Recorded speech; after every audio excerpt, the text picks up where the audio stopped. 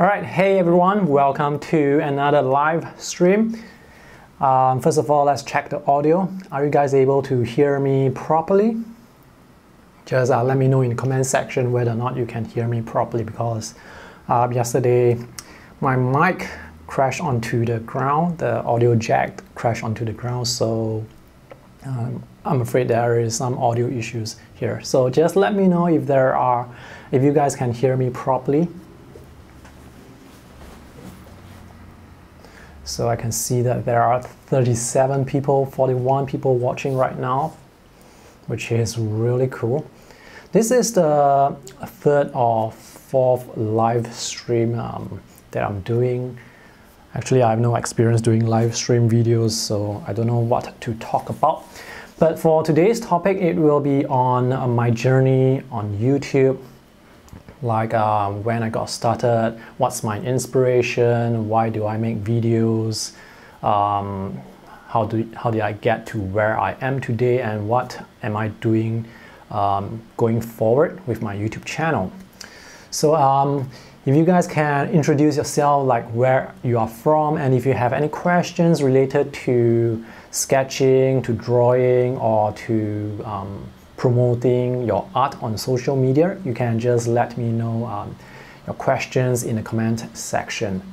It would be easier for me to identify the questions if you would just append the letters QN in uppercase QN and then followed by your question. That would allow me to identify your questions very quickly. Alright, let's talk about my journey on YouTube.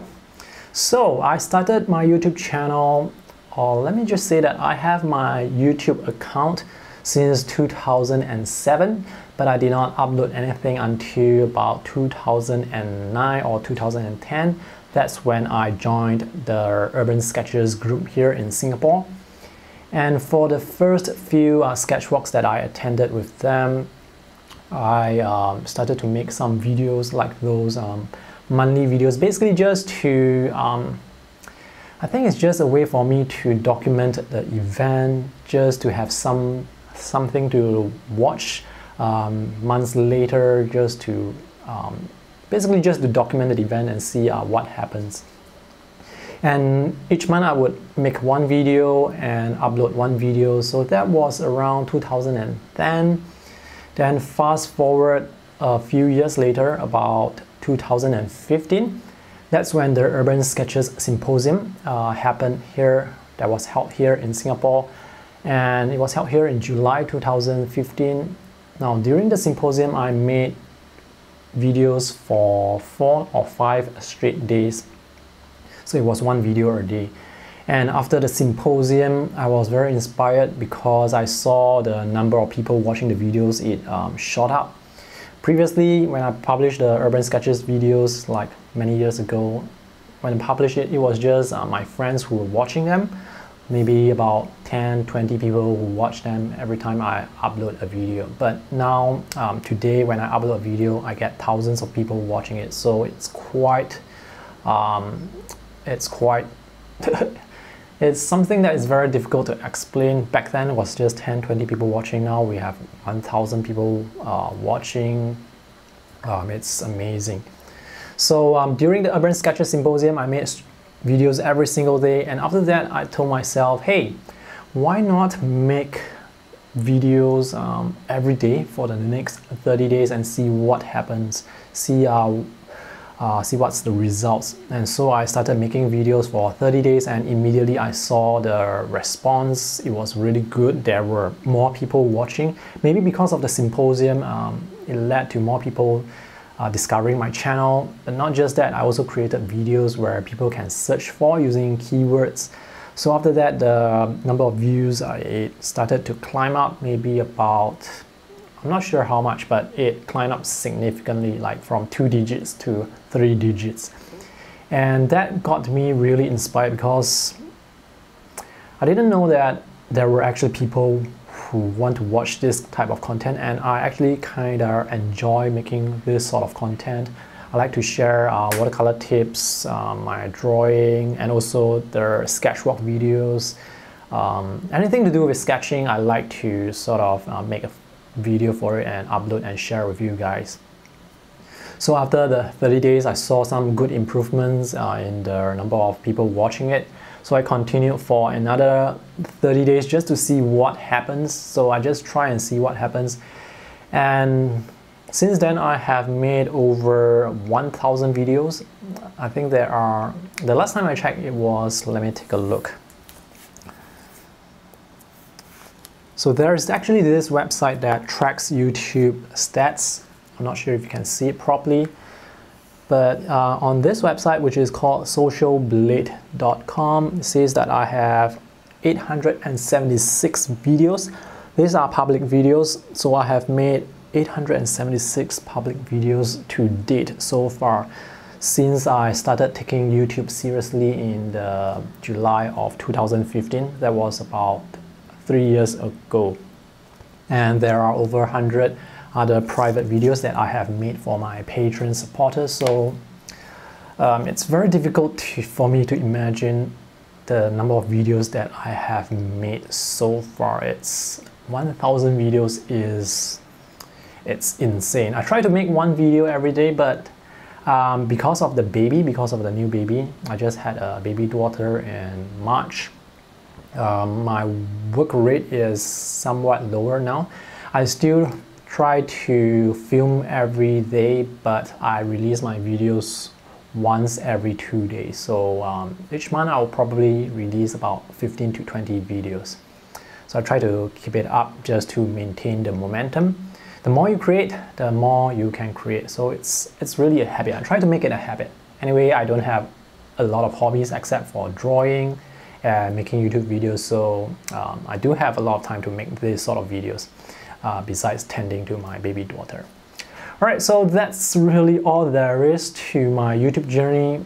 I started seriously during the symposium, and after that I just try to make it a consistent habit just to create videos and share. And so far the journey has been incredible. To reach 100,000 subscribers, it is amazing, because back then in the early days I only have like hundreds or maybe 1,000 subscribers. But now this is 100 times more, so it's really incredible.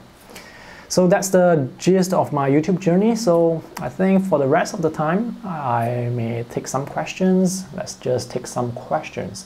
So let me just scroll back to the comments page and take a look at the questions. All right, it looks like the sound is great. We have a lot of people watching now, 79 people. Okay, let's see some questions. If you guys have any questions, just feel free to post it in the comment section. Remember to append your questions with the uppercase QN so that I can spot your questions very quickly. Hello, Kana Kent from Quebec, Canada. Looney from, she didn't say any place. Lin Jose from Philippines. Sandy Pack from Las Vegas. All right, Mr. Banana, your question. What do you think about art industry in Singapore? I'm trying to pursue a career in animation and illustration. Right, the art industry in Singapore is not very big. There are some animation companies and game studios that are based here, but they are like the smaller branches of bigger companies that are based in USA.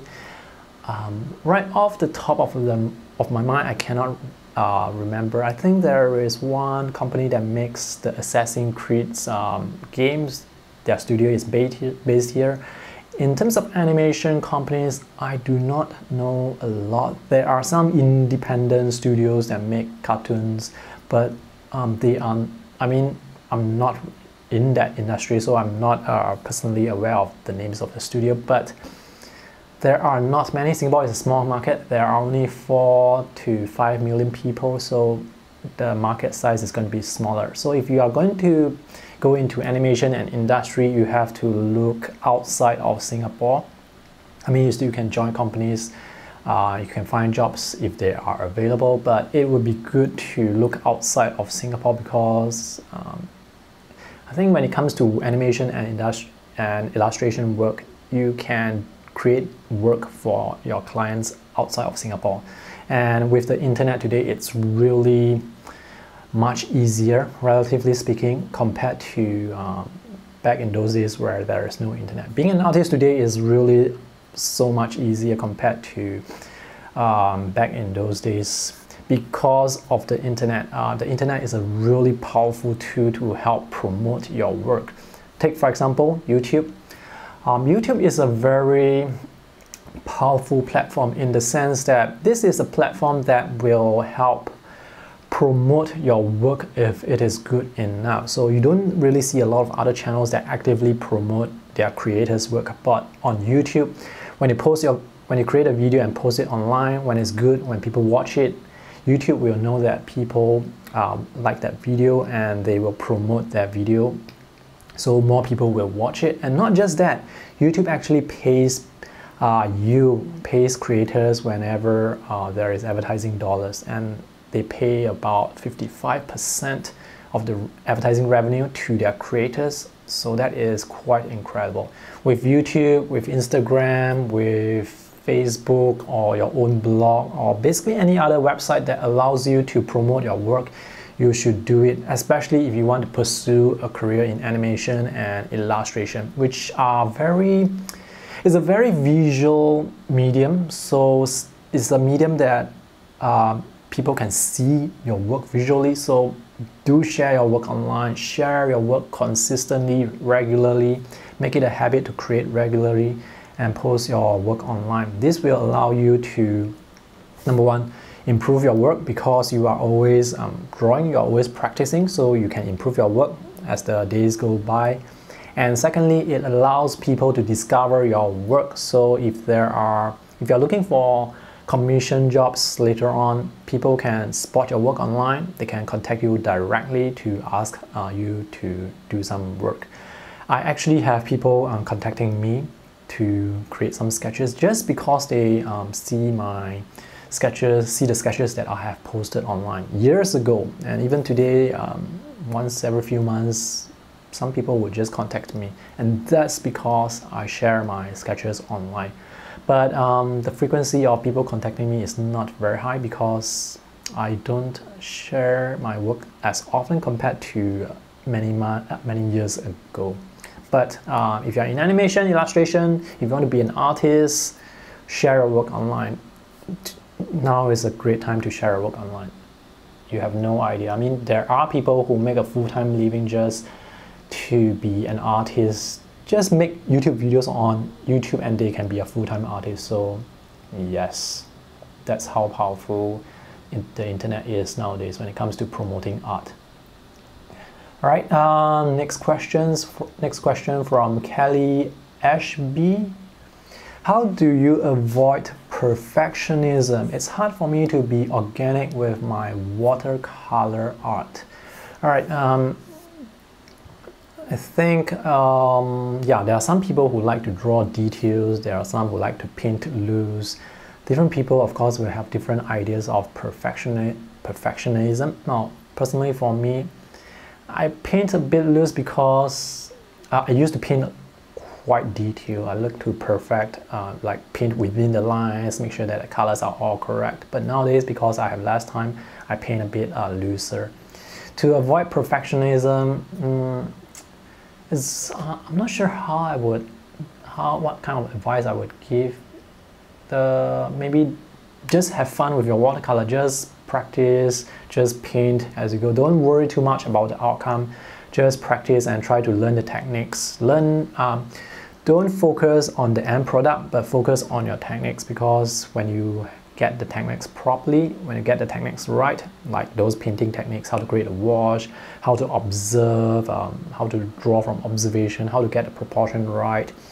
With all those techniques in mind, you can get a nice drawing that is close to perfection without thinking about perfecting it. So have fun, basically really just have fun.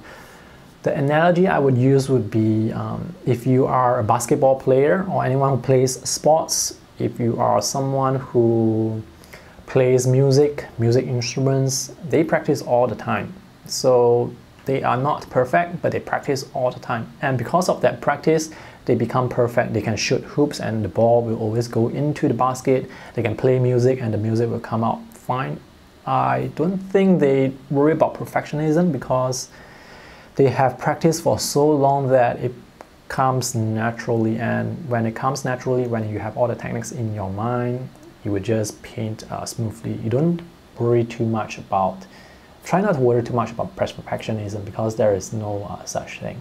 And one thing about art is when you look at your own art versus someone looking at your art, people will have different ideas as to what is good art. You may think that your art is lousy, it's not good, but there will be people who think that it's good. Or if you think that your art is not good, people will think that, what did I say just now? All right. Basically, if you think that your art is good, someone will think that it's not good. There will be people who think that it's not good. But if you think that your art is good, there will be people who will think differently. So don't worry too much about that. Just enjoy the art creation process. Next question by Jen Design. You have so much talent. Do you have schooling in art or are you self-taught? I am actually self-taught. I took a business course in my university, and after that during the university course, I was working with the local paper. I was drawing for them, doing some graphic design, and after that, after I graduated from the business course, I went on to work in the newspaper industry in graphic design. So I have always been, I've always liked to draw, So from then onwards, after I graduated, I started to learn more about art, and I've always loved to go to the libraries and borrow art books just to read. And after I joined Urban Sketches Singapore, I think I started practicing art more regularly. I started drawing more regularly, and that's when I started to improve. The more you draw, the better you get. The more you draw, the more you can draw. And so after that, I learned from books, I learned from videos, I learned from my friends, I learned from other artists. So I'm self-taught all the way. And if you want to improve, learn from all sorts of sources that will make your training a bit more rounded. If you are just learning from books, sometimes you may miss something. Or if you are just learning from home, sometimes you may miss something. If you are just learning from drawing from reference photos, sometimes you may miss something. So it's good to mix up your learning references. So if you're learning from home, go out and draw. If you're learning from books, learn from other artists. If you are learning how to draw with pencil, try drawing with pen. Just do something different each time. And after that, you will sort of discover what you really like whether or not you like watercolor versus gouache, whether you like pencil versus pen. All of these things are something that you will discover as you go on with your art journey. And it's really fun. It's a very fulfilling, very meaningful hobby, I think. Okay, oops, let me take a look at the comments section again.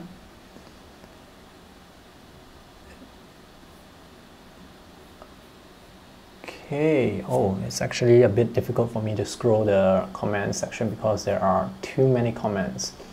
Thank you all for your comments. If you are just coming onto my live stream, I have just talked about my YouTube journey. And if you missed that, you can actually watch the replay of this live stream. It will be available 1 or 2 days after this actual live stream. So it's very difficult to search for questions. Yes, remember, if you want to post a question, remember to append your questions with the uppercase letters QN so that I can spot them very quickly. Hello, Linnell Joyce, Roberta Spoon. How is Tiffany, your beautiful daughter? My daughter is 4 months old right now, and right now she is outside lying on the playpen. She has just drank her milk. Hopefully she does not make a lot of noise. This new place that I have just moved in, the that you see behind, they are actually partition walls. That means they are hollow and sound can travel through the wall. So it's a bit problematic when I'm recording videos because I can sometimes hear my wife in the toilet washing. I can hear my daughter washing, but my daughter Tiffany, she is doing very well. When she was born, she was 2.6 kg. Now she is 6.3 kg, so she's quite large, quite big right now. And the last time I measured her, she's 60 centimeters tall, so she's really tall.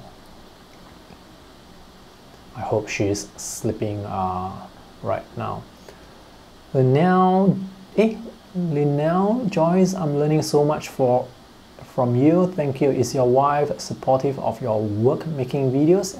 My wife is generally supportive of me making videos. She tries to encourage me to make more videos because really this is my hobby. So having a supportive partner is very important. Stacy Wilder from USA, welcome. Carrie Saifom Prarada from Thailand, welcome. Dupe Blue, the question, do you ever get bored of drawing? What do you do when you are in an artist block? I'm not sure if I would ever get bored of drawing. Drawing is drawing challenges the mind, although I think a lot of people do complain about artist block, but drawing is actually an activity that challenges your mind. So artists, if you realize, artists, they never ever retire. They will just work until past their retirement age. So they will just keep on working, keep on painting and drawing. That's because it's such a challenging activity. It stimulates the mind.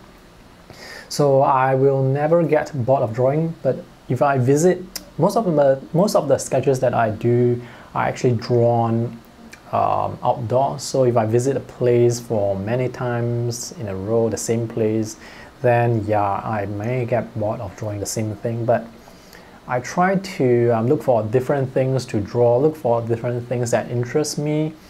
If I am really in an artist block, I will look at the styles of other artists. I will check out other artists and see what they are doing, learn from them, try to draw what they are drawing, try to draw using their style, basically try to experiment. For example, a few months ago, I interviewed this artist called Mandy. She is a food illustrator. She likes to draw food and she likes to use those ink pens to draw food. So after I interviewed her, I also bought some ink pens to do some line drawings, and it's quite fun to just draw with a medium that you are not accustomed to, so that you do not get bored. If you're always painting with watercolor, if you're always drawing the same things, then of course there is a high chance to get bored. But you always try to switch around. With art, there is so many things to experiment with. As mentioned earlier, if you draw indoors, go out. If you like to draw alone, draw with your friends. Next question by Roberta Spoon. Your favorite pen? My favorite pen, well, I have a lot of favorite pens. The one that I go to the most often is, of course, my Pelican M100 fountain pen, which I have just discovered is missing. I'm not able to find that fountain pen anymore. And the reason why I like that fountain pen is because it's refillable. Fountain pens are refillable, so in the long run, you save money by using refillable ink. And the ink, you can choose it yourself. I choose the Nautilus Bulletproof Black ink so that the ink, when it's dry, is waterproof. Although there are some people who say that the ink is not totally waterproof, but it depends on the paper that you use.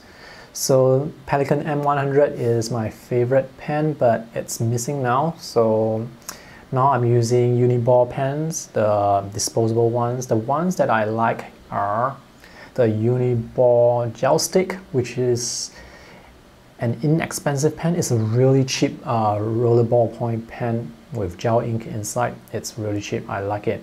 I like the, when I'm drawing, I like the ink blobs that start at the end and at the back of the roller ball. I mean, sometimes when you're drawing, you like the lines to be perfect. You don't want any ink blobs and things like that. But I find that sometimes when you draw with so-called imprecise drawing tools, it can be quite fun as well. It also takes away the stress because you know that it's a ballpoint pen, you know that it's going to create blobs and splotches. So just go with the flow, don't worry too much.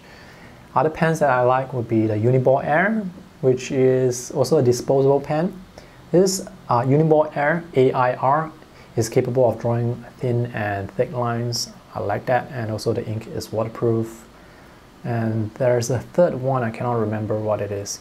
Uniball Vision or Uniball Eye, EYE. It uses waterproof ink as well. So those are the few pens that I really like. The Uniball pens with waterproof ink. Next question by Brian Carpenter. When did you start drawing? I think I only started drawing quite recently, relatively speaking, in 2005 or 2006.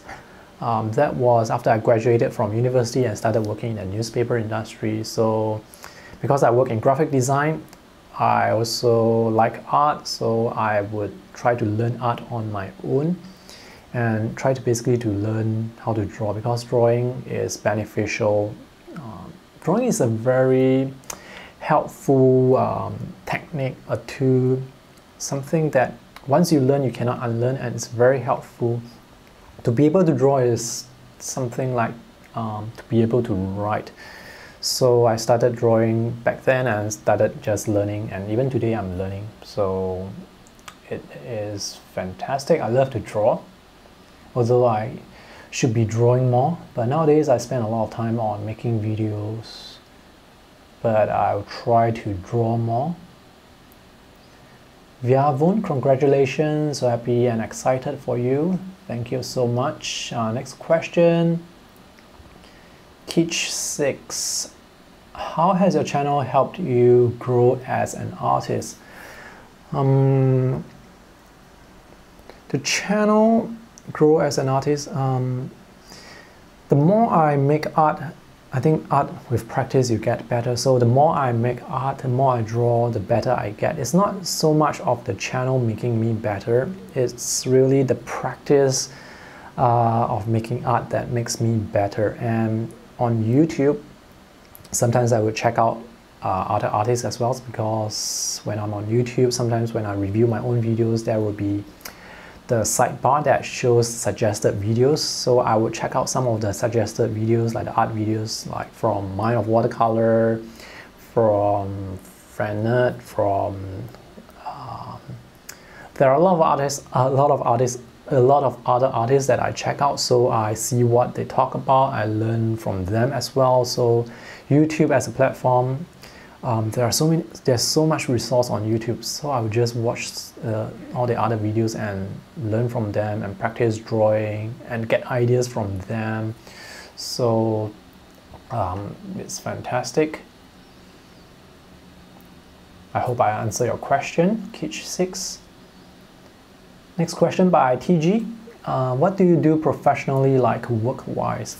I'm a graphic designer and artist and illustrator at a local newspaper here. I do infographics. For example, if there is a car accident, then I may be told to recreate basically the scene. So in that case, I may render the scene, model the cars, the roads in 3D, and render the 3D, and then put some captions like what happened here, what happened here. So that is infographics, one type of job that I do. Then the other would be illustrations. Sometimes newspaper columns, you know that they require illustrations to go with their stories. I do some of that as well. Basically anything that is not photos on the newspaper, I may do it. So that's the job that I do. I'm a graphic designer and artist. I actually have a YouTube video that I made talking about my work. You may have to do a search for that. Next question by Dave N. How are you liking your new apartment? Hello from Houston. My new apartment is quite small. So before I moved here, I was actually staying at my parents' place. So those videos that you have watched, those videos with birds in the background, those were all recorded back when I was staying with my parents. So now that I have moved to this new place, houses here, apartments here in Singapore, they are getting smaller and smaller. So this particular room that I'm in right here, this is smaller compared to the room that I stayed at my parents' place, but that's just how the way it is. There are some problems or challenges when it comes to recording in this new place because my room is just beside the road, so when I have to record, I have to close the window, I have to turn on the air conditioning unit. I close the window to block out the noise. If I open the window, there is no way for me to record anything. So closing the window presents some problems as well. For example, the window is tinted, so the light that comes in, it changes the color of the art that I am recording. It's a minor issue, not a deal breaker, but these are the little things that I notice. Noise is the most problematic thing that I have to deal with in this place because the walls are partition walls, they are hollow. Even the doors, they are using those, I'm not sure what kind of wood it is, but basically it's like those mashed up wood, then they compress it together. It's not solid wood, so because the wood is mashed up, it is hollow and you can hear, it doesn't block out sound that easily. These are the things that I notice as someone who makes video, but if I'm not making videos, I wouldn't be bothered by the noise. Okay, next question. By Vibe Reviews, why do you prefer the Pelican fountain pen over other fountain pens which has more flex? Another big reason why I like the Pelican M100 is because it can hold a lot of ink, so I don't have to refill it that often. And for that particular Pelican M100, it uses a fine nib, which is not considered flexible nib, but if I do press down a bit harder, I can get a thicker line. I really like the pen because of the ink capacity. It can hold a lot of ink. Next question by Azumus. Do you still get around with a skateboard? Yes, I do. I try to bring my skateboard everywhere I go, especially when I'm going for sketch walks with my friends. I used to walk, I still walk, but having a skateboard around really helps me save a lot of time. I would say if I take 15 minutes to walk to a certain place with the skateboard, I may take only 5 minutes. So I have the extra 10 minutes that I can use to draw or film something. So nowadays when I go for the Monday sketch walks with my friends, I will definitely bring the skateboard around. It helps me cover large distances. So when the sketch walk is happening, there will be people here and there. Some people will walk very far distances to sketch. For me to record them drawing at that particular place, I would have to walk there and it would take a lot of time. But with the skateboard now, I can just skateboard over there in a couple of minutes or seconds and film and then come back here or go to some other places to film and then come back. It saves me so much time.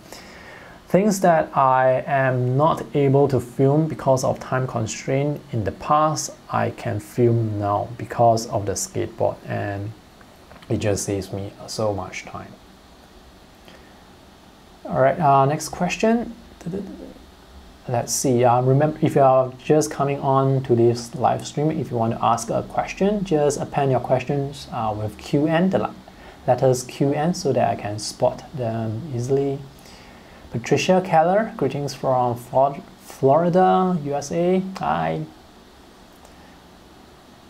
Roberta Spoon, how is the weather by you, or is it for you? The weather here in Singapore is hot and humid. Out of the year, it rains about half the year, but it usually rains in the afternoon. So if you want to get some sketching done, if you go out for our sketching sessions, we usually plan it in the morning because it has less, it is less likely to rain in the morning. And when it rains here, it is torrential rain, and it can rain for a long time. It can rain very quickly as well, but when it rains, it's very difficult to do any sketching. Weather here is not that big of a problem because in Singapore we have sheltered areas everywhere, we have buildings everywhere, we have sheltered areas everywhere, so we can always hide under the shelter. The Enthusiasm Project, congratulations on 100K. You inspired me last year to get back into art and start a YouTube channel. That's great. Next question by Honey Lai. Who are the artists that you look up to and inspire your art style? Let me just drink some water before I answer that question.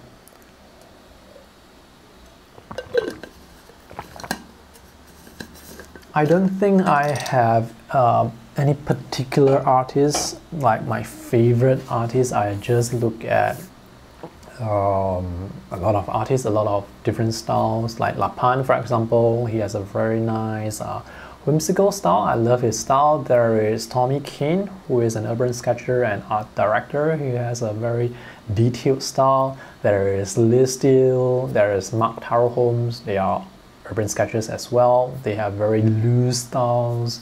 My friend Tia, there is my other friend Don Lo, Paul Wong, William Sim.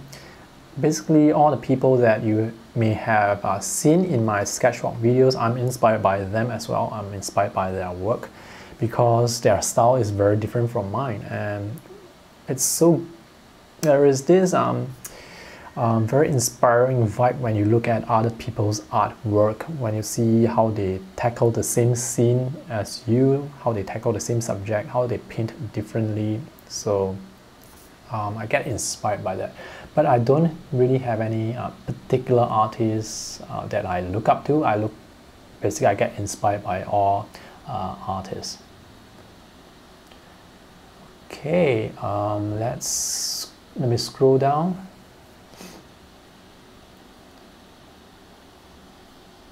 All right, welcome to this live stream. If you just joined me.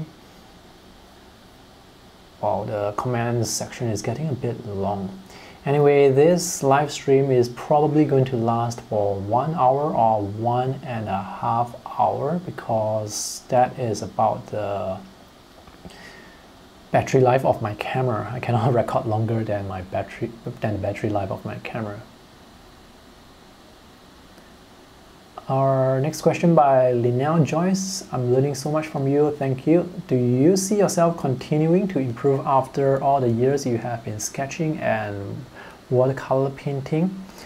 This is a very good question. Now, as I look at the sketches that I've drawn many years ago versus the sketches that I've drawn nowadays, I can see some improvement, especially in color usage. I can see how my drawings, they have improved in the sense that I pay more attention to proportion now. So when I look at my sketch, I can tell immediately what I'm drawing versus back then. Back then when I'm drawing people, they look sort of weird because the posture is not captured correctly. Nowadays I draw slightly better, but I think I have sort of hit a plateau. For the past few months or even a few years, my art has looked relatively similar.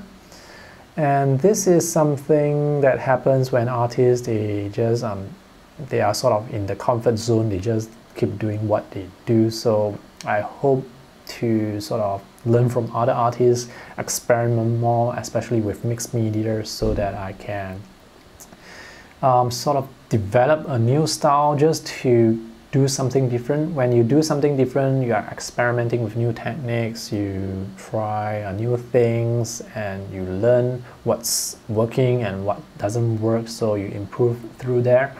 Another way of improving is to basically learn from other artists, like learn one-on-one. With when you have friends, when you have other artists, when they give you critiques, you can improve much faster, because when you look at your own work, sometimes you don't notice, you don't know that there is something wrong with your own work. But when other people look at your work, they are looking from another perspective. They may actually give you some good tips on helping you improve.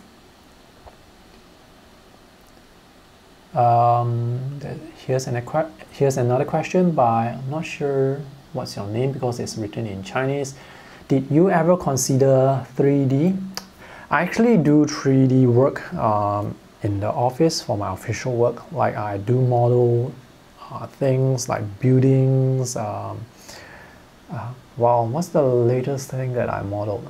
I cannot remember, but I do 3D work because that's required of me, and it really helps because 3D versus illustrations, sometimes 3D can get the work done more quickly. For example, if I need to model a building for some infographics, I need to present some, let's say that there is a fire in a hotel, so I would model the hotel in 3D. And after I finish modeling, I can turn the model in different angles, in different directions to get the best view to present the information. But with drawing, with illustrations, if I draw the same hotel, I need to make sure that I do it right the first time. So there can be no room for error, especially when working in the newspaper industry. There is a deadline every day. The newspaper has to print at a certain time. So you have to finish your work hours before that printing time to have the extra time for checking. So with 3D, it saves a lot of time. There can be more room for error. You can do a lot of changes if needed. For example, if you draw the hotel, there are some details you missed out, you can still add it on the 3D. But when it comes to illustrations, if you make an error, sometimes it can be a bit difficult to correct that error after that. So 3D can be really helpful. James Barton, hello, congrats. Thank you very much for supporting my channel. I see that you post comments very regularly. Thank you so much. Christina Todd, how's Tiffany? Tiffany is doing well. She is 4 months old and I have just fed her milk like 1 hour ago, so she is now resting outside. She's trying to turn now, but she cannot turn because as she tries to roll over and turn, her other arm would get in her way, so she cannot turn. And after she turned like maybe 90 degrees, because of her arm, she would just roll back. So she needs to get her arm out of the way before she can just roll over. It's quite funny to see her turn. James Barton with a question. Did you ever take a hiatus? A break, you mean? The only break that I took was when my baby girl was born. So I took a was it 1 month break or 2 months break? Anyway, I think I took a few weeks of break. So during that month when I was taking care of my baby girl, I did not record any video. Maybe I recorded 1 or 2 videos. But anyway, most of the work that most of the videos that you watched during that month in April, they were pre-recorded many weeks ago. For art hiatus, I don't think I have taken any art hiatus. I've always been sketching, although not as regularly as I want to. Okay, let's take a look at the next question. By the way, guys, is there any lag in the live stream? Because I'm looking at the stats and says that I have bad video settings, and I'm not sure what that means.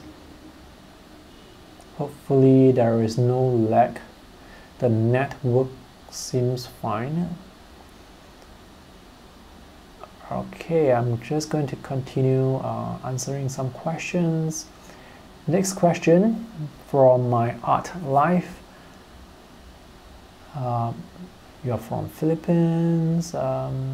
I'm also a YouTuber, same as you, and I would like to ask for your advice on what you think are the video contents that work for audience effectively. Oh, this is a very good question. With YouTube, there is a lot of different, with YouTube and with art, there is a lot of different types of content you can create. So if you look at my channel, for example, I try to create a variety of content. I have tech reviews, not just generic tech reviews, but tech reviews of products that are related to art. So for example, I review the Apple iPad because you can use the iPad to create art. I review the Surface Pro because you can use the Surface Pro to create art. So those are tech reviews. I also review tablets because they are related to art. I review art books. I review art supplies. I also do sketching videos. I do time-lapse of sketching videos. I also create tutorials. I also make sketchbook videos. I also make cafe sketching videos. So I create a variety of content.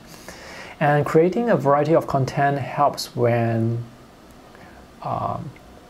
helps give you an idea as to what types of videos are popular. So when I look at the variety of content that I have created so far, it is actually the tech reviews that are most popular, and the reason for that is because companies like Apple, Microsoft, or those Dell, Lenovo, big companies, big tech companies, they spend a lot of money on advertising.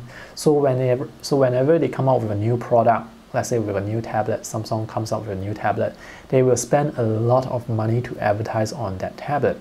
So if you are creating a video talking about that tablet, then people are very likely going to search for that tablet because they already know that that tablet exists. So it's much easier to get your video out there. That is for tech reviews. If I'm doing art supply reviews, they are still quite popular, although not as popular compared to tech reviews. Art supply reviews are popular because things like watercolor paper, watercolor paints, Daniel Smith, Mission Go, M. Graham, all these names are names that all these brands are actually brands that people already know, so they can do a search on YouTube, they can look for that brand. And if you happen to make a video talking about watercolor boxes, about Daniel Smith paints, then it will be more likely for people to discover your work. Versus, let's say you make tutorial videos, like if you have a title like drawing in this park, and the name of the park is not like a very famous park, then it will be less likely for people to watch that video because nobody knows that place exists in the first place. And if people don't know that you exist in the first place, then it's very difficult for people to discover you. So you have to create some content that allows people to discover you. If you create a tutorial, at least for the tutorials that I create, most of the tutorials are actually watched by subscribers. They are not watched by new subscribers because whenever I publish a video, I already have some subscribers, so those subscribers would be able to see those videos immediately because of the YouTube notification. But for people who don't know that I exist in the first place, there is no way for them to discover my content unless it appears in the YouTube sidebar, the related video sidebar. So try to create a variety of videos and see what works, what doesn't work. So for me, I like to create a variety of videos just because I want to mix things up on my YouTube channel. And I think with variety, it makes it more interesting rather than just posting the same type of videos every time, which can get a bit, I'm not sure, monotonous. Hello, Jaime Carrasco, Drawomology. Wow, you guys have very interesting names. This question from Drawomology. Do you have any advice for someone who wants to start a drawing channel on YouTube? My advice would be to just start, have a theme going on, and have a theme going on. What I mean by theme is maybe you can start your own personal project. Maybe you can start drawing like still life. Still life is a theme. Or if you like to draw comics, character design itself is a theme. You can do character designs for the whole month or the whole week, and then try to mix things up. Sometimes you draw with your pen, then you can talk about your pen. As in the next video, you can talk about the pens that you use, the different types of ink that you use. You can talk about your coloring style. You can, with art, there is really a lot of things to talk about.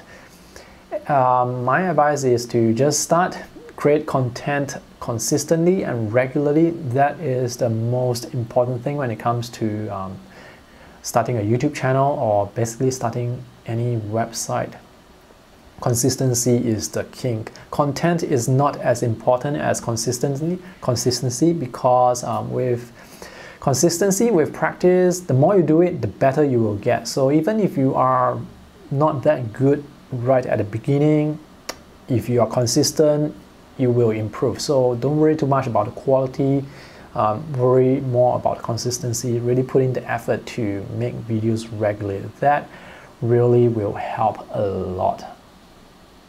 And most people who are consistent, if you notice online on YouTube or basically on any website, Instagram or whatever, people who are consistent, they are always the one that shows up on your news feed or on your social media pages.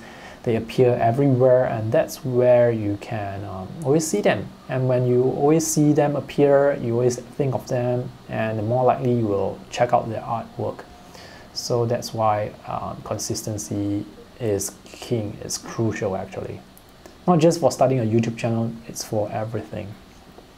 Like if you want to practice art, if you want to learn urban sketching, consistency, drawing regularly helps. Next question by Albino Dark. Question for someone wanting to move from Sakura Koi watercolor to, would you suggest Holbein or Winsor and Newton Cotman? Well, I haven't used Holbein before, but I've seen my friends who have used Holbein. I think the quality is good enough. Winsor and Newton Cotman is a good student grade paint for beginners. And recently, I have just, in fact, I think I have a box of Winsor and Newton paints right here. It is very inexpensive to buy the paints, and for beginners, I think it's alright for you to practice mixing colors, to learn about the properties of watercolor, like things like transparency, how you can paint washes, how you can create gradated washes, how to practice wet on wet techniques. I think for the price, this particular set is $25 thereabouts. It comes with the box and it comes with the colors, so it's really worth the money for beginners. If you are starting out, you may not need to buy so expensive paints. You can just start with the cheap ones, and after you finish using the cheaper ones to practice your techniques, and after you use them up, you can start to buy more expensive paints to replace them. But when you are just starting, you can use Winsor & Newton, no problem at all. But if you know that you are really serious, maybe you can start by investing in those big tubes of paint. Just get the primary colors, and I think it's a good way to start as well. But if you are low on budget, if you're a beginner, you can start with Winsor & Newton Cotman. Get one with a nice box. Get one with a box that you like. For example, this particular one that I bought recently, this is actually the Winsor & Newton. It's a new design from Winsor & Newton. This is the Cotman brush pen set. I like this box because, oops, one of the thing actually fell out. This set comes with 6 mixing wells, and with 6 mixing wells, it helps you separate your mixtures So it's very helpful, and this box is not that expensive, so it is something that I can recommend to my audience. In fact, I have just made a review for this that I haven't published yet, so watch out for that review, which is coming soon.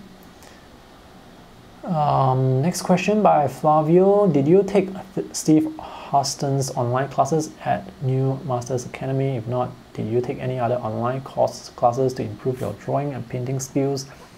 I do take some online classes, but I cannot remember a lot from them, because it's not just about taking online classes. You actually have to practice what you learn from those courses and practice consistently, regularly, really try and adopt those techniques that you learn from online courses into your own workflow. So the online classes that I took are actually from Craftsy. You may have seen a lot of my Craftsy reviews on my blog, so I take those online classes. The ones from Paul Heaston, from Shari Blackov, from Mark Tower Holmes, and from Stephanie Bauer. Yeah, perspective classes. When you take online classes, you learn things that you may not know, but after you learn from them, from other artists, you can start to appreciate more techniques. All right, Simply Eat L, hi from Singapore. Synchro Art from Philippines, hello. Brazil, whoa, there are people watching from Brazil as well. So it's really, YouTube is such an amazing platform. People from all over the world, they can discover who you are, discover your work. So you're not really limited to where you are based. For example, here in Singapore, it's such a small country. We only have 4.5 million people. The art industry is not that huge. So if you want to make a living as an artist, creating art for the local market, it can be done, but it's challenging. With the internet, it's so much easier. Next question by Luthando Gontha. The question is, my art is at times deep and gory, and my teacher doesn't like it. Can you prescribe an artist or an artist who conveys the same type of thing without having it look so dark? All right, dark. I'm not sure what you mean by dark. Maybe muddy, or the colors are not as vibrant. There are a few things you need to know when the colors are dark and not vibrant enough. It could be due to the paint, the type of the colors that you choose. So you have to learn to, some colors work well with certain colors when it comes to mixing. For example, if you want a bright yellow green, you have to use a cool yellow and a cool blue, like lemon yellow and phthalo blue, so you can get that bright yellow green. But if you use a warm blue and a warm yellow, it's going to get you a very dull green. So the color choices that you use, the colors that you use is important. The paper that you use is important as well. Some paper, they just sort of absorb the color and they cannot reflect the color back to you, and the colors appear dull. So the color, the paper, and I think the other one is, it really comes down to the colors that you use and the quality of the colors. Yeah, the quality of the colors. If you use student grade colors, they do not have the same intensity compared to artist grade. So if you want to achieve the same intensity, the same vibrancy, sometimes you have to just use more of the student grade paints. So yeah. So my advice, my one tip for you to getting brighter colors is to learn more about color mixing. Learn more about how one color, I think every color will have their best partner. Like if you want to mix bright orange, you have to use a warm yellow and a warm red. So you just have to try and identify which are the colors that work well together. And once you identify those colors that work well together, you can mix brighter, more vibrant colors. And to spot those colors, you can use the color wheel. Colors around the color wheel, colors that are close to each other, they are more likely to mix into a more vibrant color. For example, in the color wheel, we have yellow, orange, warm orange, then we have reds. So if you want to mix a red, you can start, if you want to mix an orange, you can start with the orange and the yellow or the reds that are close to that orange. So this will allow you to make your colors more vibrant. Next question by NY Janice. Does your work art look similar to your hobby art on this channel? My work art is more digital based, like digital art, digital graphic design. Even if I draw things for my official work, for newspaper work, I would use the digital tablet for drawing, because drawing digitally allows you to make corrections very quickly and it allows you to correct mistakes.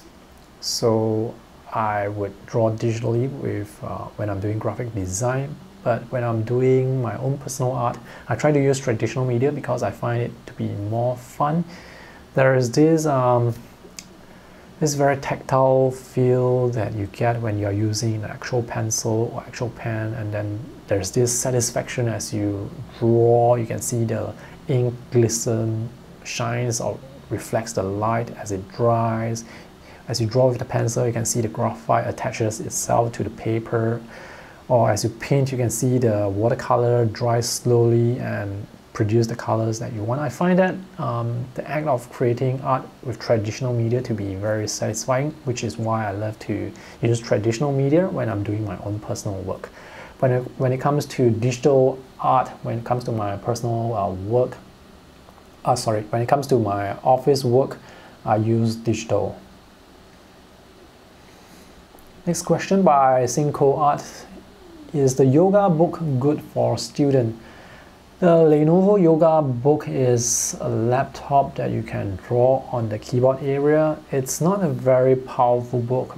It's not a very powerful laptop, but it's a very accurate laptop when it comes to drawing, because it's able to capture your strokes very, very accurately. The only downside for that is it's not that powerful. So I think for students, it's still good enough if you do not use a lot of demanding software. So if you're just going to be drawing using the tablet apps, then you should be fine.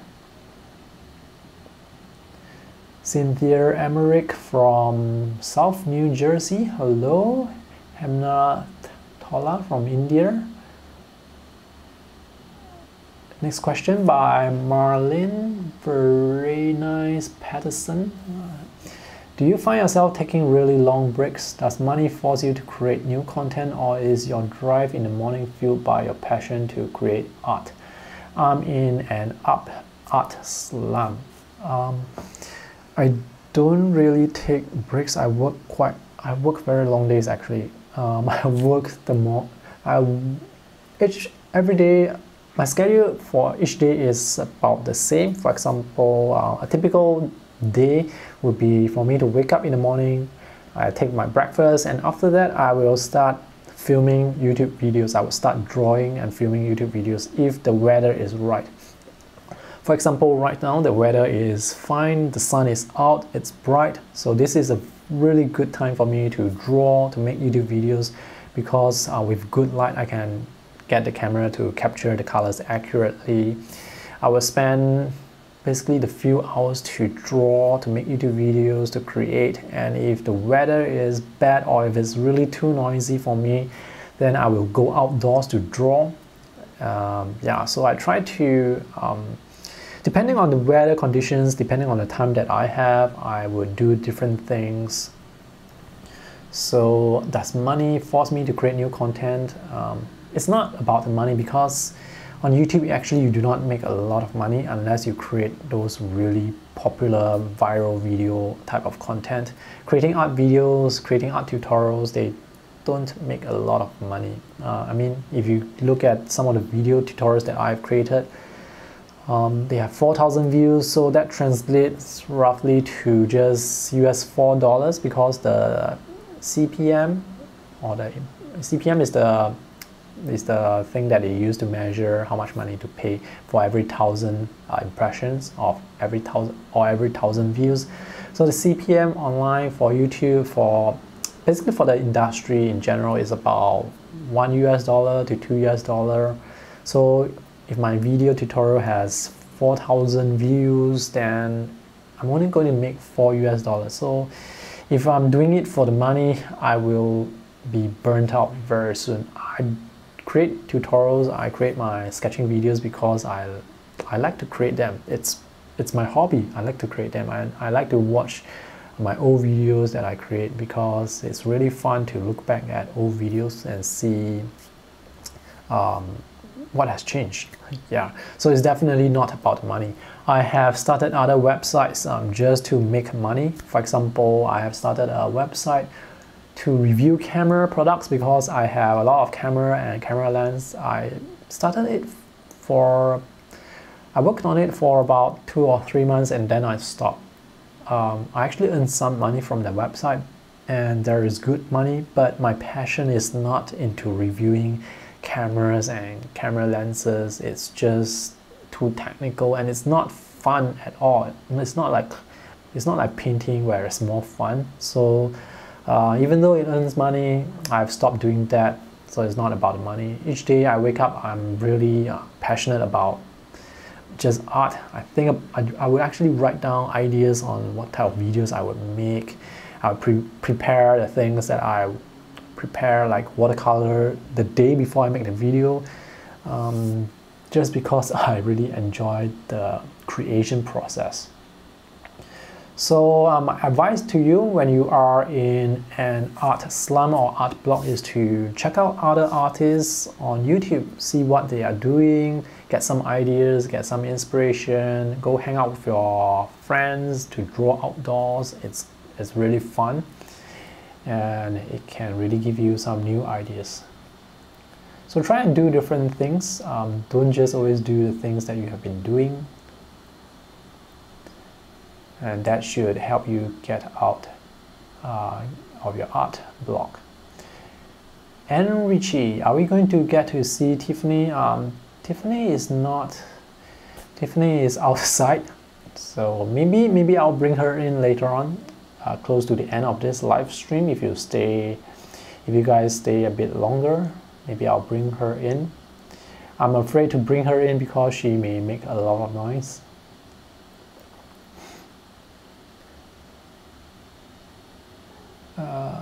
Okay, let me just scroll down. I think some of the questions I have answered.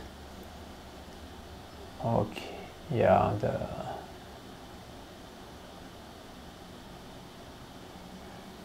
Felicia Wong, not a question.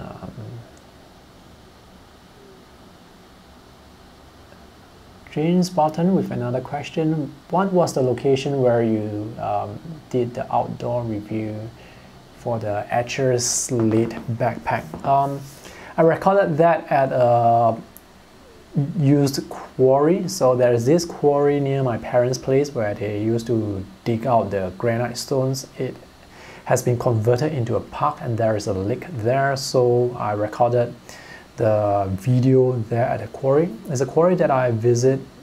I don't visit that quarry that often, but sometimes to make some videos outdoors, I will actually go to that place because it's a very quiet place. And I mean, when you are recording videos outdoors, people will expect some sort of noise, and I think it's good to record videos outdoors sometimes, just because people expect the noise, so they are not that critical.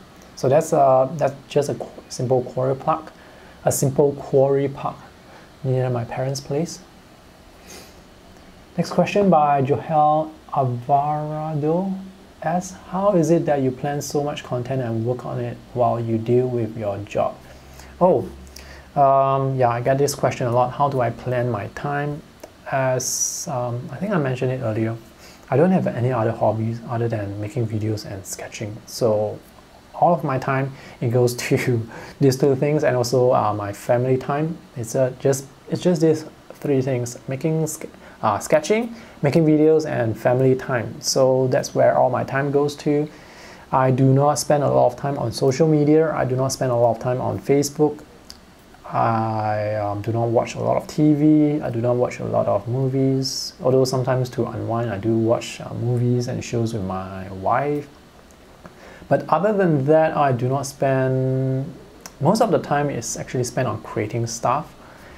If I want to check out my social media pages, I would actually check it out while I'm commuting to work. So I check out my Facebook pages, I check out my messages when I'm on the train. So when I'm on the train, I cannot do any recording. That's when I go onto social media to check out messages. But if I'm at home, if I'm able to record anything, if I'm able to draw something, I will try to make the best use of the time to make those, use those time to create.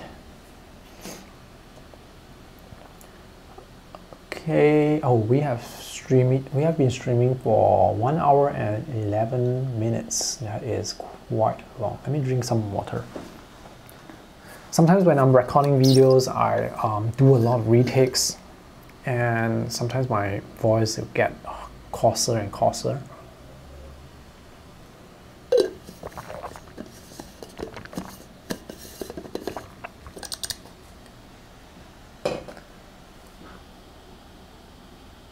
Wow, Felicia Wong says that there are artists in Australia.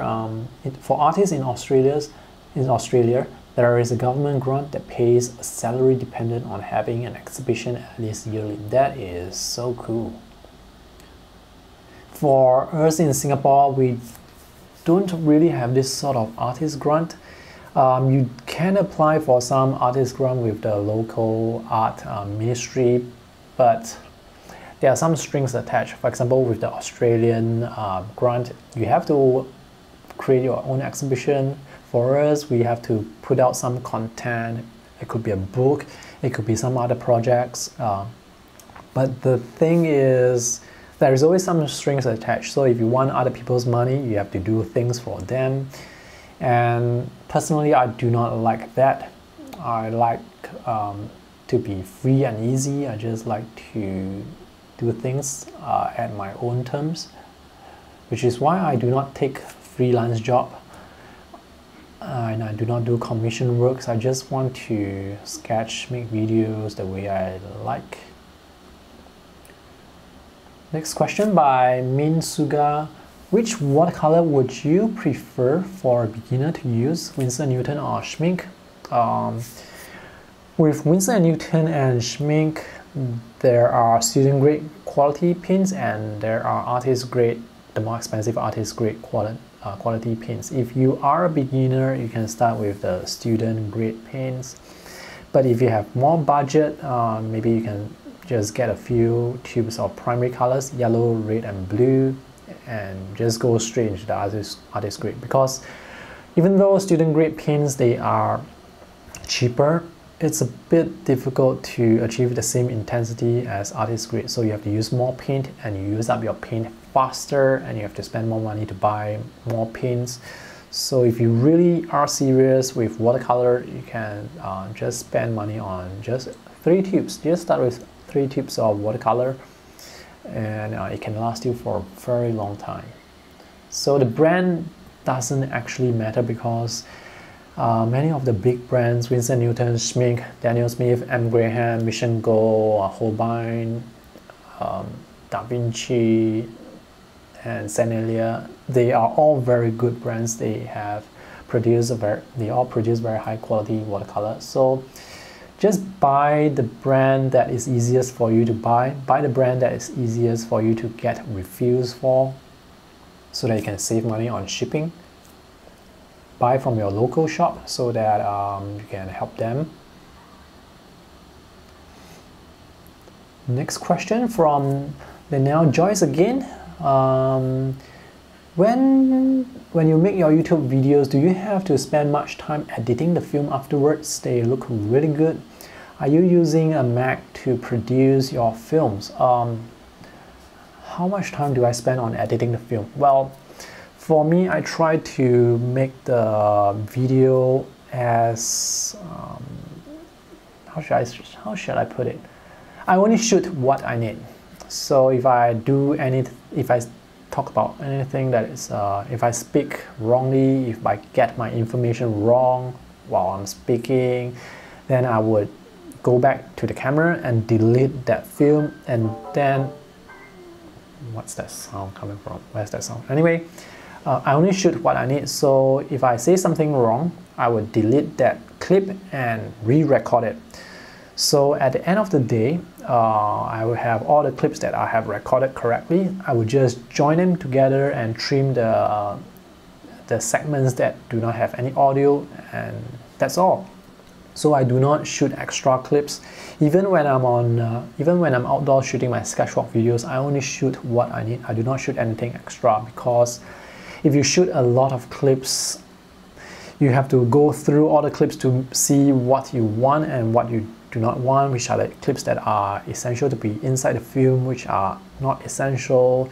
You have to spend the time to go and sort through and watch through the clips. It's very time consuming. So for me, if I film something, if I get it wrong, I'll delete it straight away so that I do not have to spend the time later on to find out which clips I should delete. I delete straight on the spot.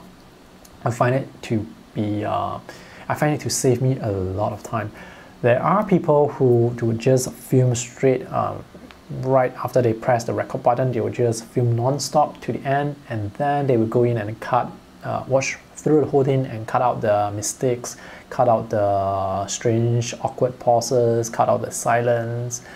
That's another workflow, something that I used to do, but I find that if I were to just film it right the first time, it saves me more time later on while editing. Although the downside to this method is sometimes if I say something wrongly, I may have to do a lot of retakes. There are times where I have to do so many retakes that I start to begin to lose my voice. But so far, so good. The thing with recording is, if you know your content well, if you know what you're doing, it's very easy, because things are just coming straight out from your head, because you know your stuff. You can just talk about those things very easily. So for example, if I were to talk about YouTube, I can talk about YouTube non-stop for a whole day. And that's because I know the platform. But if I'm talking about things that I do not know, for example, if I'm reviewing a new tech product, then I do need to do some research to find out the specifications, how well it works. I need to test out the product. And if I'm doing some demonstration, if something goes wrong, then I need to figure out what's wrong, and I have to stop recording, delete the clip, and do it again and again if need be. So yeah, so that's how much time I spend editing the film, which is not a lot of time. Usually for each tutorial that I make, for example, a drawing tutorial, maybe I'll spend about 30 minutes to 1 hour for editing the film, depending on how long that film is. But if I were to shoot a lot of footage, then it would take much longer. Are you using a Mac to produce your films? Yes, I'm using a Mac. I'm using the Mac Pro, which is, I'm not sure if you can see it. It's basically that black cylindrical desktop Mac that I bought in 2013 or 2014. I've been using that since 2014. There is no difference between using Mac and Windows when it comes to editing films, because there are video editing software on both platforms. I like to use Mac because there's this software called Final Cut Pro, and it renders videos, it exports videos really fast, and it helps me save a lot of time. And that's the only reason why I use Mac, because to me it helps me save more time. Wow. Let's see some other. Oh, synchro art. I can hear you swallow water. Yeah, that's because this mic here This mic here is just is very close to my throat. So the placement of the mic is very important. And if I'm actually recording this video, like if it's not a live stream, I can go back to the editing and just cut out the water drinking sound. But since this is a live stream, you guys can hear everything. So that's the difference between live stream and making your own videos with editing. Suzala, loving your videos since Singapore Symposium. What was the product that you reviewed that surprised you the most, or that you thought was unusually brilliant? Wow, this is a difficult question because I have used a lot of products. I think the one that I like most is this. Just reach over. That's this. This is the portable painter palette. This is a really nice palette because it comes with water trays built into the whole palette.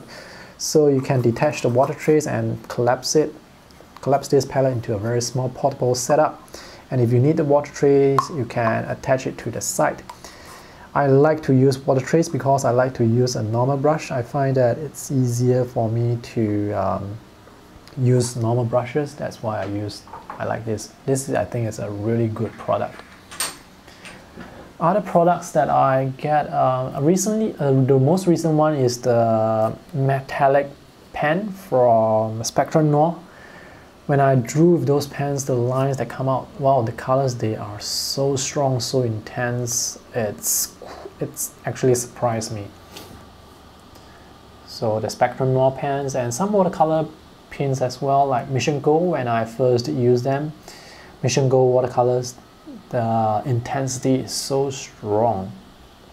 So I bought the 9-tube set for US $30, and for that price, I was able to get really intense color, and that quite kind of surprised me as well.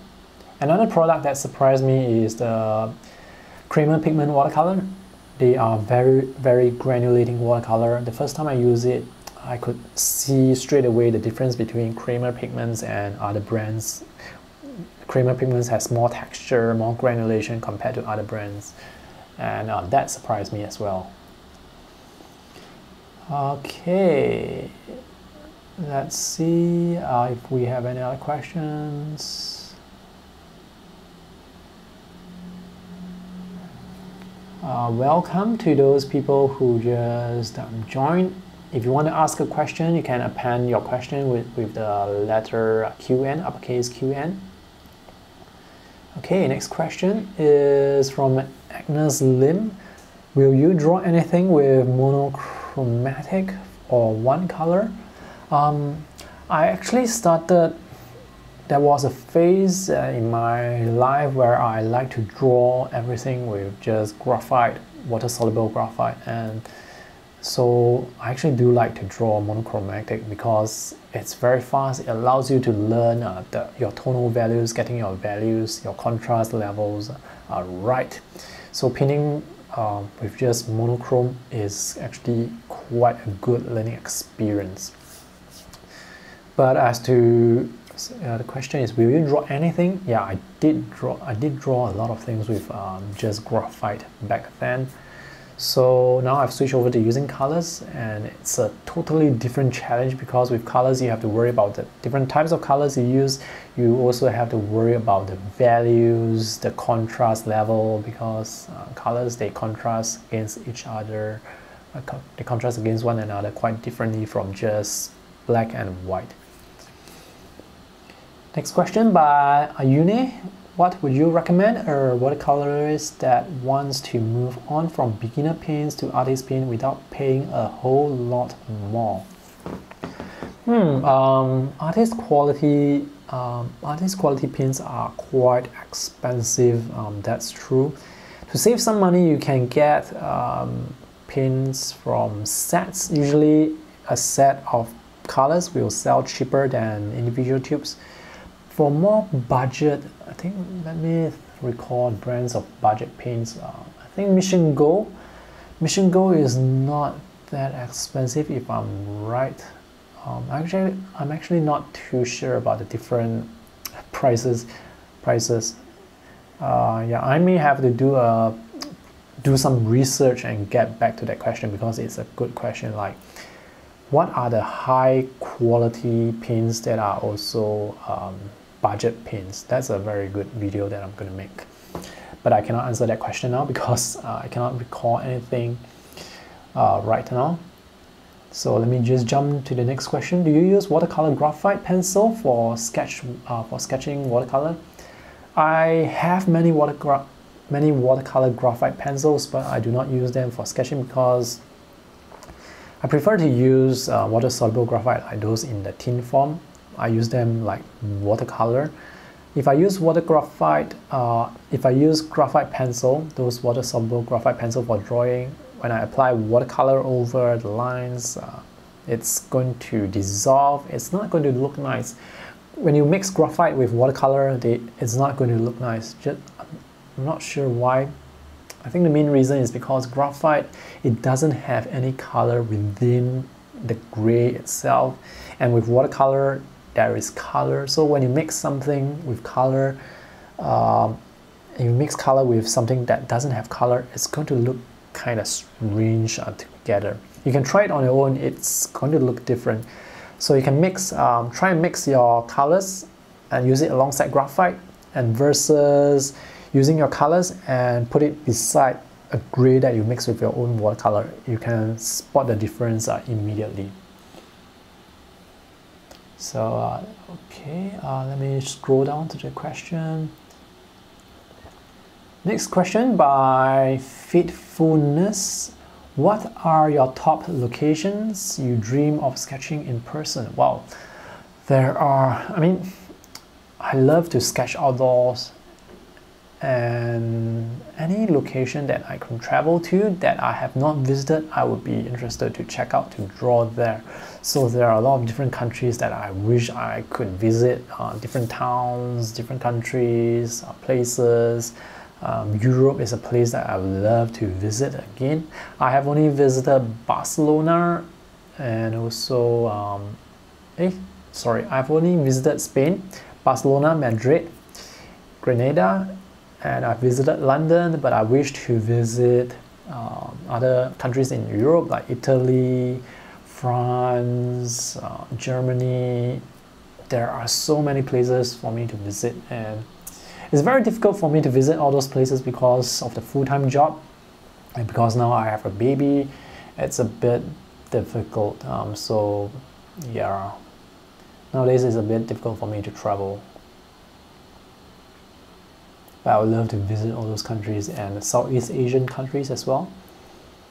It's easier for me to travel to Southeast Asia countries because it's nearer to Singapore versus to Europe, where the minimum flight time is actually 14 hours to 16 hours. From here, Singapore to Japan, it's only 7 hours, and yeah, I would love to visit Japan as well.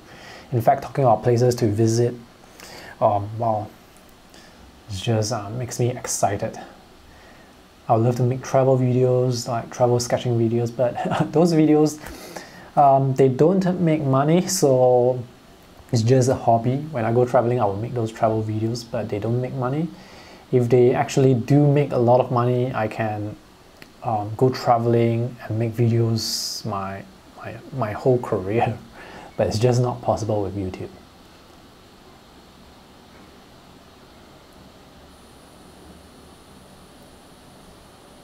Next question by, let's see, Lisa Swank.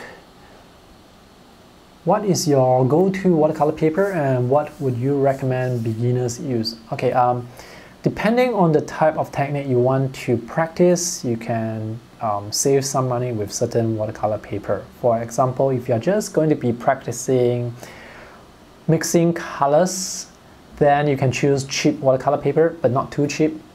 You must make sure that the watercolor paper is able to reflect the colors back to you, so that the colors still remain vibrant, but it does not have to be 100% cotton paper, because you're just practicing mixing colors. You don't need such high quality paper. You just need the paper to be bright, to be white enough to be able to reflect colors properly. So that will save you a lot of money when you are practicing mixing colors or creating color swatches.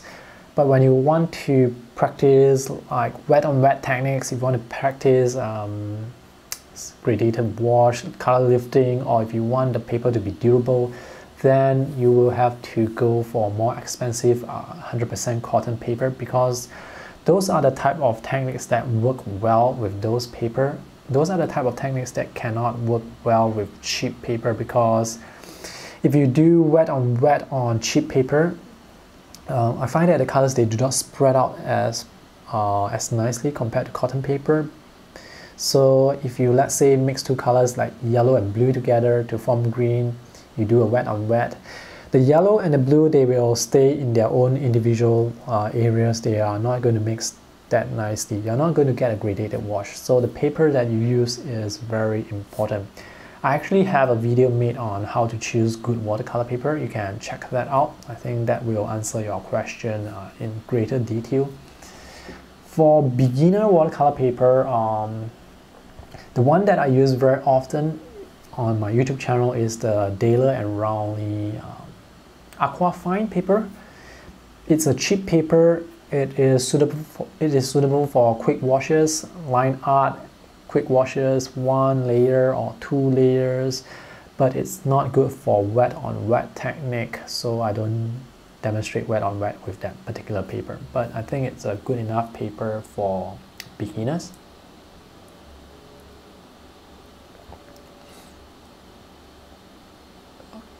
Okay, let's see if we have some other questions. The battery on my camera has dropped to 1 out of 3 bars, so it's going to run out pretty soon. I've been streaming for 1.5 hours and there are still questions coming in. Let's see, I'll try to answer the questions that I have not answered before. So, oh, by the way, I am having a giveaway contest for the 100K, so there is still time to join that contest. I'm only going to close that contest in a few hours time, so do check back to the contest link and join the contest if you haven't. Next question, is from Simply It. What's a good location in Singapore? To sketch without too much traffic or disturbance? What should I bring other than my art supplies? Okay, good question. Let me drink some water first.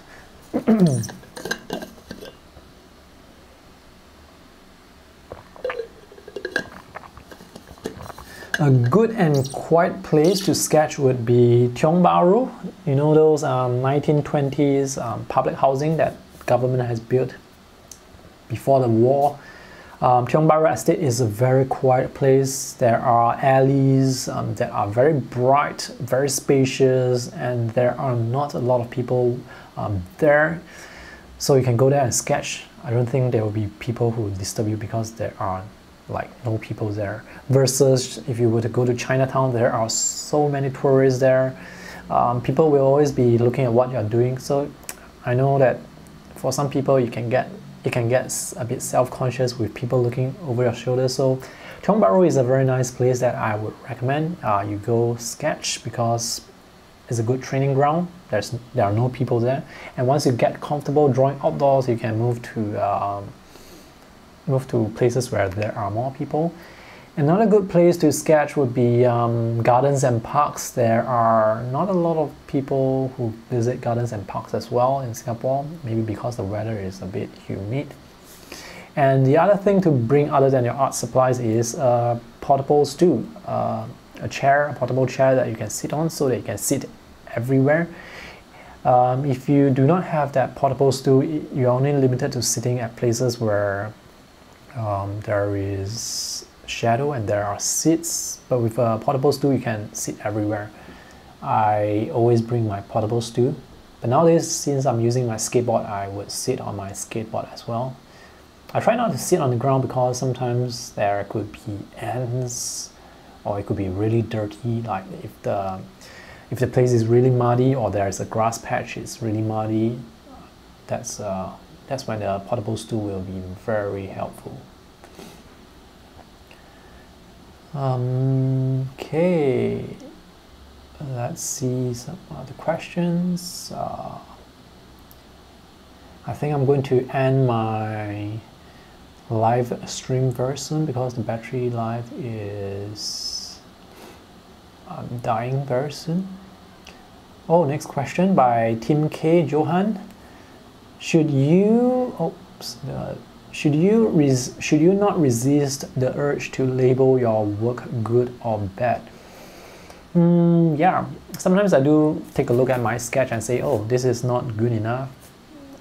This is good enough, this is not good enough. But don't just label your art good or bad. Look for things that you can improve when you are looking at your sketch. For example, why? Look at the why. Look at the reason why your art is not good, or why you think the art is not good. Is it because you missed the proportion? You did not get the proportion right? If you did not get the proportion right, then for your next sketch, focus more on the proportion. If you cannot remember what's wrong, you may think that, oh, hey, for this sketch, my proportion is off. So you can take down a note, maybe just stick a sticky note like focus more on proportion and paste it onto the next page, so that the next time when you start a blank page, you see that note there, you can pay more attention to something that you have done wrong or something that you have not done as well, and focus on that specific technique so that you can improve that specific area. I find that to be more useful than saying, oh, this doesn't look good, this looks good. It doesn't really help your art. It doesn't really help grow make your art better. But so focus more on the reason why it does not look good, rather than just labeling whether your art is good or not, which is not very helpful.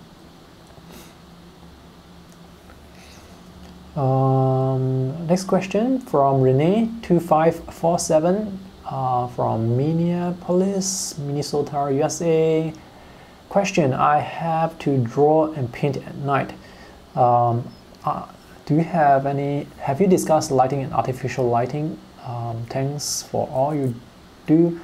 I am not very experienced with artificial lighting. All the sketching videos that I make are during the daytime. I do not work at night because I work at night. My official job starts from 5 p.m. to 1 a.m. so I do not work at night. For all the sketching things that I do, I work during the daytime. As for artificial lighting, I would recommend you get, there's this type of lighting called daylight. So there's this lamp that can cast daylight, light that is very close to natural sunlight. So you should look out for that. And find light that can cast a wide area so that you can cast enough light onto your work so that you do not have to strain your eyes as you look at your art. So if one light is not big enough, maybe you have to get 2 lights, or if you just want to get one light, get one that is large enough. One that is, the most important thing is it must be large enough for the light to spread out and cover your art so they can see what you're drawing. Another comment from Amazing Crazy Person 27. Sadly, my friends doesn't seem so. They say I absolutely need an art class, but no, I'm crazy. Okay, the thing with art classes, going to art school versus self-taught is, when you go to art school, there is a whole structure, there's a whole curriculum. You can just follow through and you can learn very quickly. With self-taught, it requires more discipline, and there is no structure, so you may not, it's not as easy to learn art if you're self-taught. With the curriculum, you can go through steps 1, 2, 3, 4, 5. It's a very structured thing. You can go through it very easily. But if you're self-taught, sometimes you may learn step 1, sometimes you may learn step 6, then 2, then 10. Some of the techniques, Some of the art fundamentals, it's good to learn in sequential order so that it can build on what you have learned earlier, but some you do not need that order. So yeah, it really depends on, I think it depends on preference. Try to learn from both resources if you can, and learn as much as you can. Learn from other artists, talk to other artists. Next question by Sue Kormas. How do you earn money from your watercolor work? All right, for traditional artists that do not use the internet, you paint and then you sell your work. You make money from selling your paintings. You make money from teaching. You make money from commission works. I don't do all of that because I have a full-time job. And even if I do not have a full-time job, I will not do all of that because it's a bit tiring to do all that. Now with the internet, I mean, if you really do want to survive on your own without a full-time job, you do have to sell paintings or teach classes. But with the internet, it's a bit easier. You can sell your online courses. You can make money that way, or you can sell your prints. You can make comics to sell. There are other artists who do very well selling prints, and there's this whole Patreon thing to earn money. So I don't really sell my watercolor work. Most of my watercolor work are actually inside sketchbooks, so I can't sell them, and I don't want to sell them. I prefer to keep them and look at them,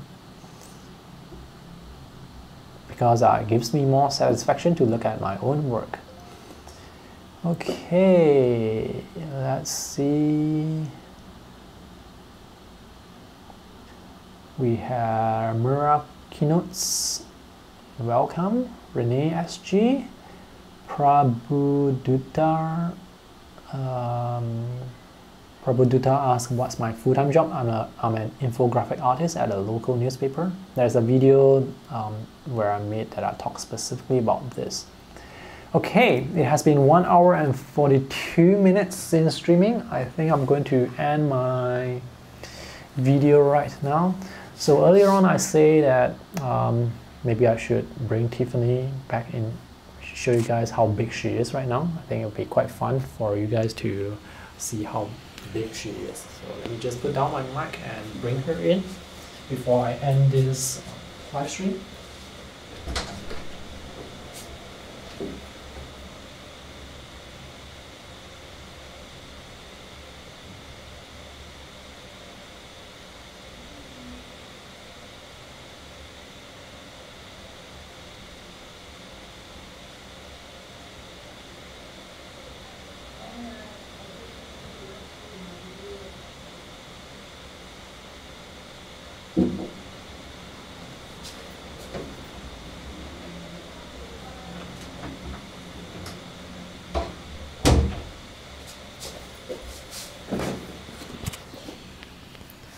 All right, hey guys, I am back.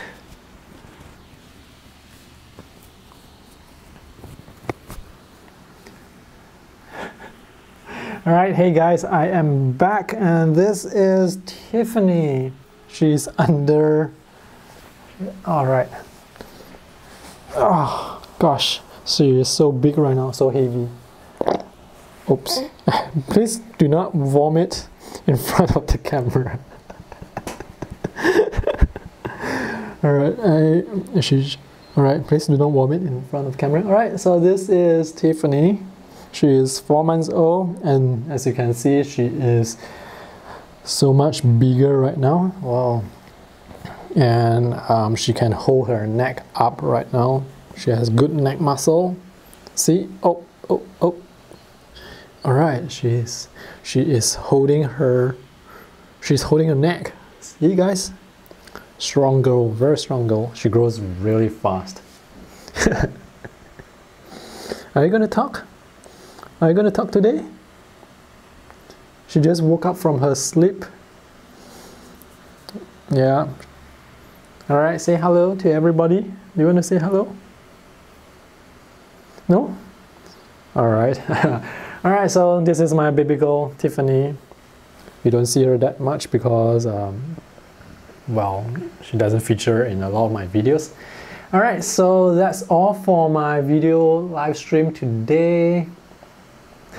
Thank you guys for watching. I hope I have answered all the questions that I have posted. For the repeat questions, well, I'm not sure about repeat question. Anyway, thanks for watching. The camera is flashing the red battery light right now, so I have to turn this off very soon. See you guys in the next live stream. I'm not sure when that will be, but I will post the updates on the community page. So watch out for that. And remember to join the 100,000 subscriber milestone contest. It is still going on, but it's going to end very soon in a few hours time. So do join that and win some beautiful fountain pens for yourself. Thanks for watching. See you in the next one, in the next video. Bye. Okay, let me just switch this off. Oh, if you miss this live stream will be recorded. It will be uploaded onto YouTube.